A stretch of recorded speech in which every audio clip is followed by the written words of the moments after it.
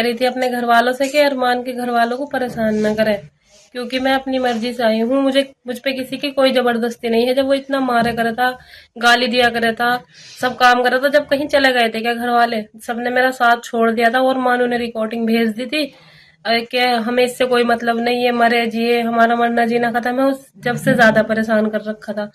और वो झूठ बोलता है कि मैं सामान ले गई या पैसे ले गई। इसके पास पैसे 20 लाख रुपए होते हैं, 10 लाख रुपए होते तो वो सऊदी में ही थोड़ी ना रहता। मुझे प्यार हुआ अल्लाह मियां, हाँ मुझे प्यार हुआ अल्लाह। और रही बच्चों की बात, अगर बच्चे ज्यादा परेशान कर रहे हो और लड़का ज्यादा परेशान कर रहा हो तो मेरे पास भेज सकते हैं, छोटे वाले को, अमन को। बस अरमान के घर वालों को, उनके पापा को कोई परेशान न करे। मैं अपनी मर्जी से आई हूँ, मुझ पे किसी की कोई जबरदस्ती नहीं है। न मैं किसी का पैसा ले गई, न मैं किसी की चीज ले गई। जिसकी चीज है सारी सुनारों पर रख रखी, कुछ घर रखी होंगी, मुझे मालूम नहीं है, ना मैं लेके आई हूँ। पैसे कितने लगे? पैसे 10,000 रुपए थे मेरे पास, तो मैं ले आई थी। कुछ अल्फिजा को दे गई थी मैं लड़की को, और कुछ लेके आ गई थी। और मुझ पे किसी की कोई जबरदस्ती नहीं है। मेरा साथ किसी ने भी नहीं दिया। ना अम्मी मुझसे बात करती थी काफी दिनों से, ना भैया करते थे, कोई भी नहीं करता था। इसलिए मैंने मजबूरी में कदम उठाया और रिकॉर्डिंग भेज के मुझे परेशान और कराया था उसने बहुत ज्यादा। मुझे प्यार हुआ अल्लाह मियां, हाँ मुझे प्यार हुआ अल्लाह।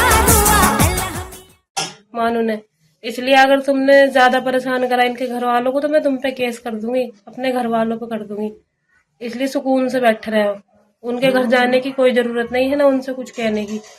और नदीम ज्यादा उछल लिया ना तो वो ना उछले, उसकी ना तो पता चल जाएगा उसे जमीन वमीन बेचने का कि क्या हुआ। फिर अगर मैंने एक भी केस डाल देना तो संभला ना जानेगा उससे। समझा दियो उसे, ठीक है? जबरदस्ती तो थोड़ी ले गए? नहीं, मुझे कोई जबरदस्ती नहीं है। ना तुम मुझे लेने गए थे, मैं खुद ही आई थी। मुझे प्यार हुआ अल्लाह मियां, हाँ मुझे प्यार हुआ अल्लाह। तुम्हें हमारा पीछा करना बेकार है। तुम अपना पैसा भी लगाओगे, टाइम भी खराब करोगे, तो इससे बेहतर ये है कि तुम सुकून से जिंदगी काटो और मुझे भी काटने दो। बस मेरा यही कहना था। और अगर तुमने ज्यादा परेशान करा तो तुम तो पैसा लगा के केस कर रहा है, मगर मैं बिना पैसे की केस ठोक दूंगी। तुम्हें पता मोदी की सरकार चल रही। मेरी जिंदगी में कोई छोटी मुन्नी तो हूं नहीं जो मैंने ना समझी में कर दिया। सोच समझ के, बहुत दिनों से सोच समझ रही थी, जब आके करा, जब तुमने बिल्कुल साथ छोड़ दिया। मैंने देख लिया कि अब घर का भी कोई साथ नहीं देने का। वो आके बोलता था कि मैं इतना मारूंगा, नंगी करके मारूंगा तुझे, थुक्का हुआ चटवाऊंगा। ये उल्टी सीधी बातें मुझसे बर्दाश्त नहीं होती थी, तो इसलिए मैं आ गई। बेकार है तुम्हें पीछा करना, और फिर तुम पे बहुत भारी पड़ जाएगा। बस इससे सुकून से तुम जियो और जीने दो। मेरी मर्जी, मेरी जिंदगी, मैं कुछ भी करूं, मैं मर जाऊं या जी जाऊं, तुम्हें मुझसे कोई मतलब नहीं। मैं तुम पे फोन करूं जब बताइए। और मैं अरमान के साथ बहुत खुश हूँ, और चाहिए कैसे भी रखे, बस मैं हर तरीके से खुश हूँ। सुकून है जिंदगी में, इज्जत है। वहां की तरह नहीं कि तुम्हारे घर गई तो तुम्हारा जो मन करा तुमने कह दिया। ससुराल में तो था जिसका मन करा तो जो कह दिया था मैं सुन लू थी, चुपचाप हो गए, क्योंकि मुझे पता था जब से मेरे अब्बू ना रहे, फिर तुमने मेरा किसी ने साथ दिया। जब तक मेरे अब्बू रहे तो मेरा साथ दिया मैंने, जब तक कुछ भी ऐसा गलत ना करा। फिर बस मेरा यही कहना है कि मैं हमें सुकून से जीने दो, हमारा पीछा ना करो, वरना केस उल्टा पड़ जाएगा। फिर क्या फायदा होगा, फिर फटी पड़ेगी तुम्हारी सबकी। और उसने, मैं जब कश्मीर में थी भैया के पास, तो उसने डिवोर्स दे दिया था कि मैं तुझे तलाक दे रहा, जा ऐश कर। ऐसे फिर मैं बिना निकाह के थोड़ी ना रहती। और मैंने तो इनसे कोर्ट मैरिज कर लिया। मैं कभी वहां वापस नहीं जाने की। जब वहां के वे अब जब चैन नहीं देते थे तो अब कैसे चैन दे देंगे। और जब तो मेरे घर वाले भी साथ नहीं थे, अब क्या देंगे साथ।